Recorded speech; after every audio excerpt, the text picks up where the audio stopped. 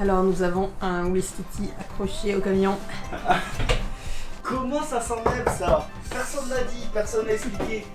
Comment on enlève ce truc? Donc bref, c'est pour la capucine si tu veux. Et je me dis que ce gros boudin, je parle bien de celui-ci. La blague nulle. Je pense que c'est par l'intérieur. Ok, merci. Merci Michel. Je crois que ça marche. 1, 2, 1, 2. On cadre, on est bien.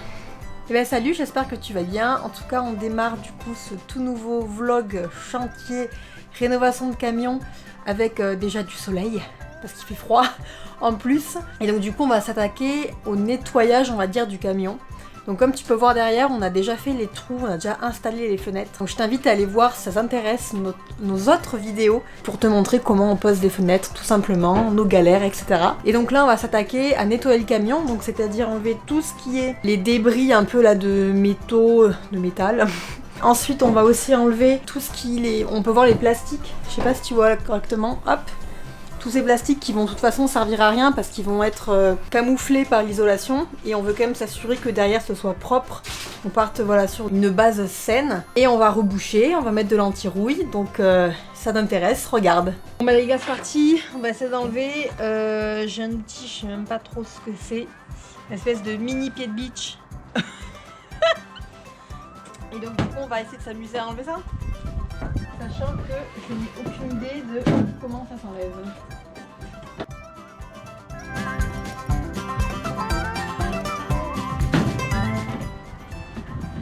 Easy en fait.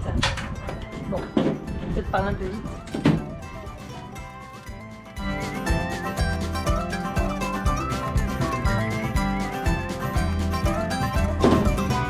Voilà.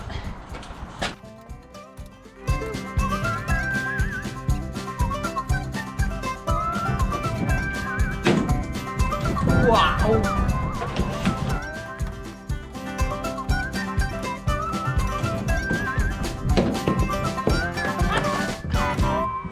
Let's go!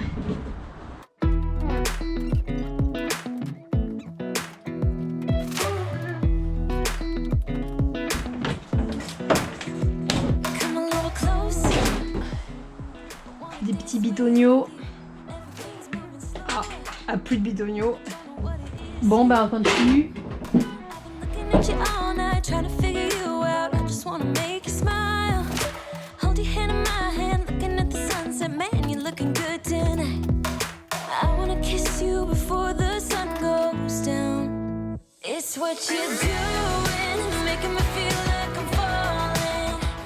Ok, go.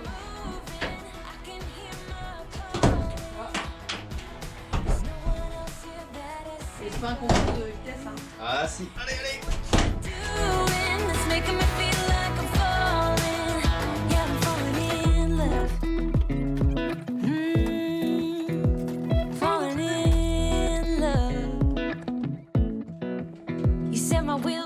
Let's go.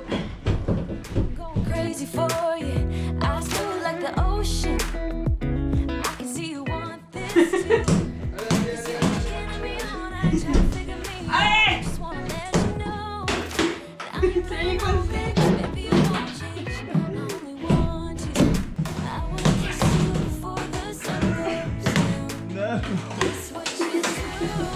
c'est? Putain, il me résiste! Allez!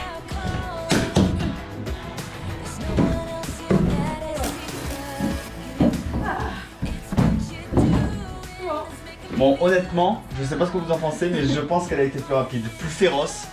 Voilà, moi j'ai été trop tendre avec les plastiques qu'on ne gardera pas, par souci, c'est par habitude. Mais là, la férocité a frappé. On va pouvoir s'attaquer à tout nettoyer et essayer de récupérer au maximum de propreté. Donc récupérer tous les petits copeaux qui auraient pu se créer lors de la découpe, tout ça. On va tout nettoyer, tout passer à l'acétone. On va essayer d'identifier aussi un maximum de points potentiels de rouille dans le futur, comme par exemple ceci. Quand on l'a acheté en fait, donc c'était un fourgon qui était un ancien menuisier, donc poseur de volets. Donc en fait, ben voilà, dans la manutention et tout, il y a des endroits où effectivement, ben, Le camion a un peu vécu, il a beau avoir 60 000 km, il a quand même un peu vécu. Mais c'est pas très grave, tout ça on va essayer de le poncer. On va passer de l'anti-rouille par-dessus et puis partant de là ça va rouler. On sera sur une base saine pour ensuite poser notre isolation.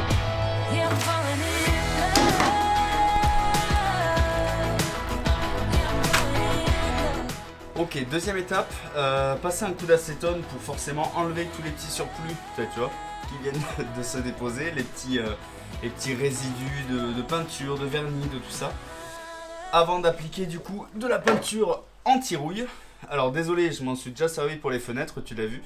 Mais du coup, c'est de la peinture fer anti-rouille, blanc satin, pour voilà, se rapprocher au max de la couleur, même si ça se verra plus.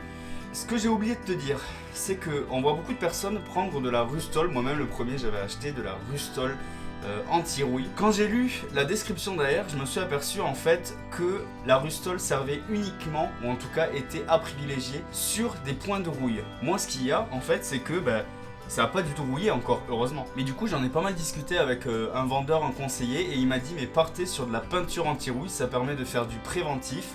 Et en plus, ça marche aussi bien sur de la tôle, sur du fer en fait comme ça qui est prêt à rouiller et de la rouille directement. Donc en tout cas voilà, moi j'ai acheté de la peinture fer anti-rouille, grille, portail, mobilier de jardin, protection jusqu'à 8 ans. De toute façon je te mettrai tous les liens dans la description, tu auras tout ce qu'il te faut. Alors oui, on peut penser que c'est du détail, que effectivement, de toute façon la rouille elle arrive qu'au bout de 15 ans, donc à quoi bon mettre de l'anti-rouille, à quoi bon s'embêter à poncer même si ça prend pas énormément de temps. Toutes ces questions on se les est posées, mais c'était en fait impossible pour nous de partir sur une base qui n'était pas propre, on est trop minutieux, même si effectivement la rouille met du temps à s'installer, surtout à l'intérieur, même si avec les aérations, tout ça, ça va limiter quand même l'humidité. Mais pour nous c'était carrément impossible, donc c'est pour ça que tant pis, on prend le temps, et au moins on est sûr que c'est bien fait, on part sur une base saine.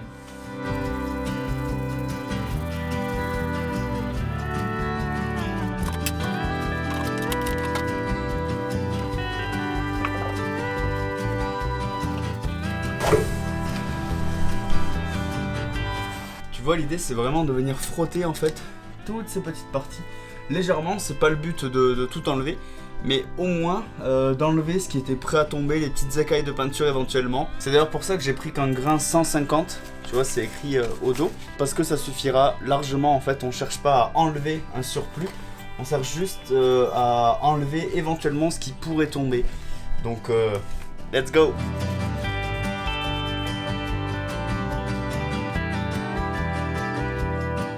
Si ce n'est pas encore déjà fait, je t'invite fortement à t'abonner parce que la semaine prochaine, on va te montrer notre isolation phonique, la solution qu'on a retenue, et ensuite on s'attaquera au sol. Voilà comment on va démarrer notre sol, combien d'isolation on mettra, quelle solution on va retenir. On va te dire tout ça dans la vidéo de la semaine prochaine, alors n'hésite pas à t'abonner pour être sûr de ne pas la rater.